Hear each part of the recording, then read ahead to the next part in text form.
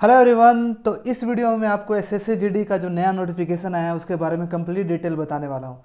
तो जितने भी लोग 10th पास हैं ना, आपके लिए काफ़ी बड़ी खुशखबरी है और काफ़ी बम्पर वैकेंसी आई है। एसएससी जीडी का जो 2024 का वैकेंसी है ना, काफ़ी ज़्यादा है।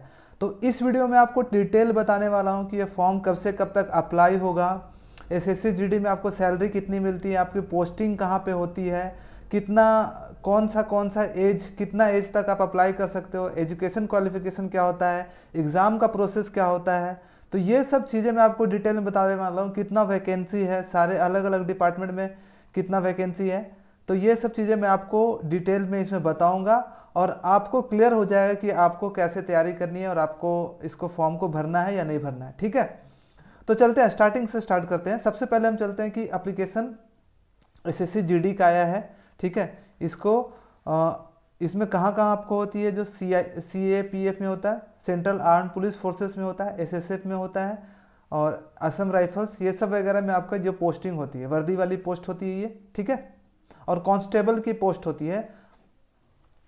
अप्लाई कहाँ कर सकते हो, एसएससी के वेबसाइट पे आप अप्लाई कर सकते हो। कब से कब तक अप्लाई कर सकते हो, 24 तारीख से, यानी कि 24 तारीख हो गया है, 24/11/2023 से 31/12 तक, यानी कि टाइम अभी आपके पास है, आराम से अप्लाई कर सकते हो। ठीक है, लास्ट डेट 31/12 है, यानी कि इस साल का लास्ट दिन तक आप अप्लाई कर सकते हो।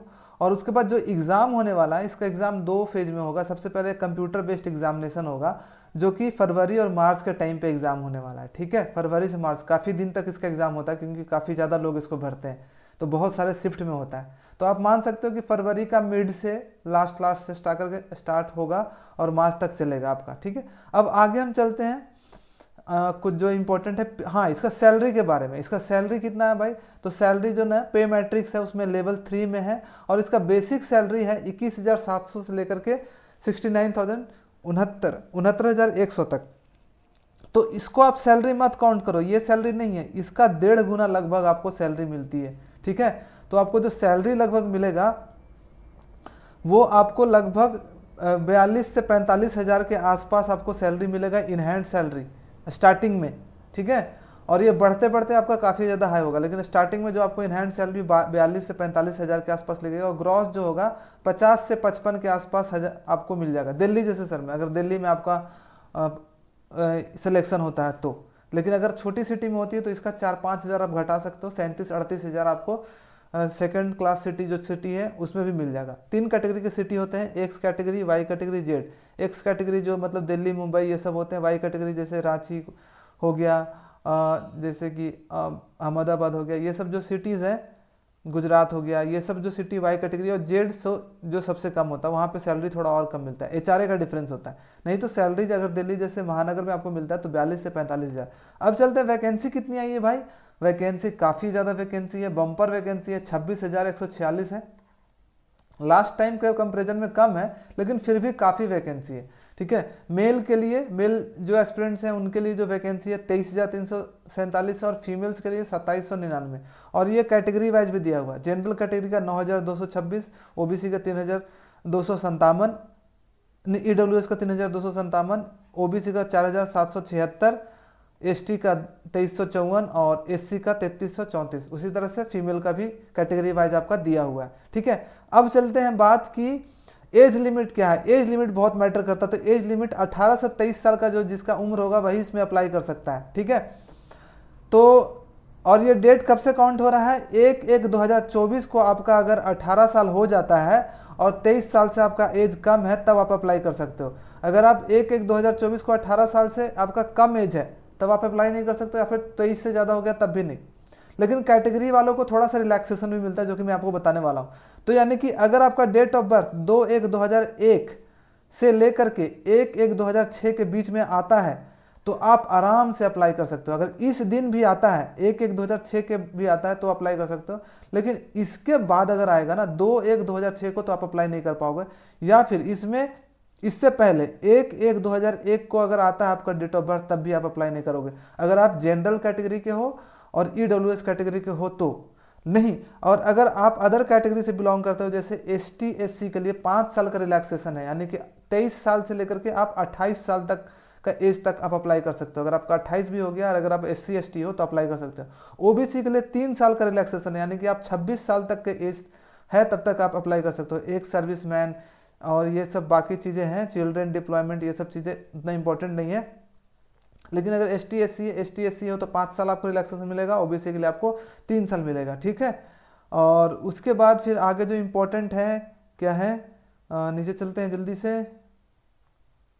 एग्जाम प्रोसेस कैसे होगा, ठीक है। एजुकेशन क्वालिफिकेशन है, हाँ एजुकेशन क्वालिफिकेशन क्या चाहिए, 1/1/2024 को आपका 10th पास हो जाना चाहिए, यानी कि इसके बाद अगर आपका 10th का रिजल्ट आएगा तो आप इनवैलिड माने जाओगे। इससे पहले आपका 10th का रिजल्ट आ जाना चाहिए 1/1/2024 से पहले। बस 10th का आपको सर्टिफिकेट होना चाहिए, रिजल्ट होना चाहिए, पास होना चाहिए, आपको कोई परसेंटेज नहीं मांगता है, ठीक है। पास हो गए तो आप इसके लिए एलिजिबल हो, ठीक है। लेवल 3 का 10th लेवल से हो रहा है तो अच्छी पोस्ट आपको मानी जा रही है। उसके बाद जो NCC कैडेट है उनके लिए भी रिलैक्सेशन है। आपका जो मार्क्स आएगा ना उसमें मार्क्स में आपको 5% मार्क्स एक्स्ट्रा जोड़ दिया जाएगा। अगर आप NCC C का सर्टिफिकेट है, NCC B का सर्टिफिकेट है तो 3% आपका मार्क्स जोड़ दिया जाएगा, और NCC A का है तो 2% आपका मार्क्स जितना लोगे उससे ज़्यादा मार्क्स आपको जोड़ दिया जाएगा, और उसके बाद आपका कट ऑफ बनेगा। तो यानी कि NCC का सर्टिफिकेट होना आपके लिए फ़ायदेमंद रहेगा, ठीक है। अब अप्लाई कहाँ पे करना है, तो अप्लाई जो होगा ना ऑनलाइन ही होता है अप्लाई, ठीक है। अप्लाई कैसे होगा उसके लिए भी मैं एक वीडियो बना दूंगा कि कैसे आपको अप्लाई करना है, ठीक है। फोटो वोटो आपको पूरा ऑनलाइन भरना पड़ता है। एग्जामिनेशन फी कितना है, 100 रुपीज़ है, 100 रुपीज़ जनरल के लिए, और EWS और OBC के लिए, और ST SC के लिए, ये सब के लिए आपको फ्री है, कोई नहीं लग रहा। वुमेन कैंडिडेट्स जो गर्ल्स कैंडिडेट्स हैं उनके लिए भी फ्री है, कोई आपको फीस नहीं लग रहा है आपको। और आप कैसे पे कर सकते हो, UPI, भीम, नेट बैंकिंग, किसी के थ्रू आप पे कर सकते हो, ठीक है। एप्लीकेशन कब से कब तक खुला रहेगा आपको बता दिया गया है। अब हम चलते हैं कि एग्जामिनेशन का प्रोसेस क्या है भाई, एग्जामिनेशन में क्या क्या पूछा जाएगा, वो बहुत इंपॉर्टेंट है। एग्जामिनेशन 2 फेज में किया जाएगा। सबसे पहला फेज होगा जो कि आपका कंप्यूटर बेस्ड एग्जाम होगा, ऑब्जेक्टिव क्वेश्चंस का 4 चीज़ें उसमें होगी। आपका सबसे पहले आपका GK होगा, GK भी है, पहले रीजनिंग, GK, मैथ और इंग्लिश और हिंदी दोनों सब्जेक्ट का ऑप्शन है। आप इंग्लिश भी चूज कर सकते हो और हिंदी भी चूज कर सकते हो, दोनों में से जो सब्जेक्ट आप चूज करना चाहते हो वो चूज कर सकते हो। अगर आपका इंग्लिश वीक है तो आप हिंदी भी चूज कर सकते हो, अगर आपका हिंदी अच्छा नहीं इंग्लिश अच्छा तो इंग्लिश वाला भी सब्जेक्ट चूज कर सकते हो। 20-20 क्वेश्चंस रहेंगे और 2-2 मार्क्स का पेपर रहेगा, यानी कि 40-40 मार्क्स आपका ईच करेगा। टोटल देखा जाए तो 160 मार्क्स का पेपर रहेगा। टोटल क्वेश्चन कितने रहेंगे, 80 क्वेश्चन, 2-2 मार्क्स का 160 मार्क्स, 1 घंटे का आपको टाइम दिया जाएगा, ठीक है। और उसके साथ में इसमें नेगेटिव मार्किंग भी है, 1/4, यानी कि 0.5 मार्क्स का आपका नेगेटिव है। अगर सही करते हो तो 2 नंबर मिलेंगे और गलत करते हो तो आपको 0.5 मार्क्स यानी कि आधा मार्क्स आपका घट जाएगा। तो ये बात आपको ध्यान में रखना है। टोटल 160 मार्क्स का पेपर होगा। अगर मुझे लगता है कि आप 160 में 120 प्लस ले आओ, 120 से 130 ले आओ तो आप निकल जाओगे फिजिकल।